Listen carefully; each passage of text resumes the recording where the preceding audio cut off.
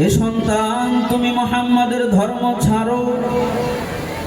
আজ থেকে আমার 3 দিন যাবত হয়ে গেল আমি কোনো কিছু খাই না। তুমি যদি ইসলাম ধর্ম ত্যাগ না করো তাহলে আমি না খেয়ে মারা যাব।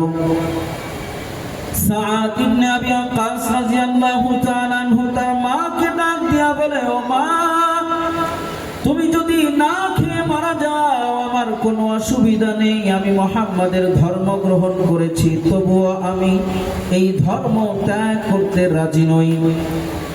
এমত অবস্থায় তার মা বুঝতে পারলেন যে ছেলে দিন থেকে ফিরে আসবে না। তখন তিনি খাওয়া দাওয়া শুরু করলেন। এই ঘটনার প্রেক্ষিতে আল্লাহ তাআলা আয়াতে কারিমা নাযিল করলেন, আওয়াসাইনাল ইনসানা বিওয়ালিদাইহি হামালাতহু উম্মুহু ওয়াহনান আলা ওয়াহনিন ওয়া ফিসালুহু ফি আমাইন।